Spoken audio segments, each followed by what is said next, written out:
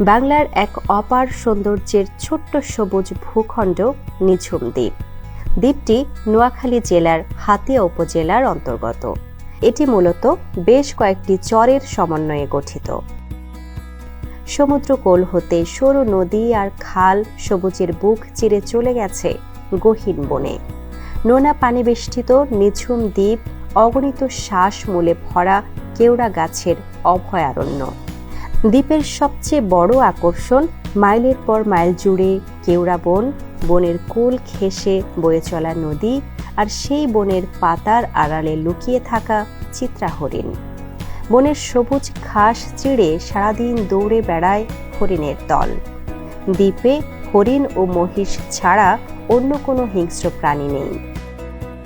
এই দ্বীপের সমুদ্রের বুকে হেলে পড়া অস্তগামী সূর্যের মোহনীয় রূপ সত্যি চোখে পড়ার মতো।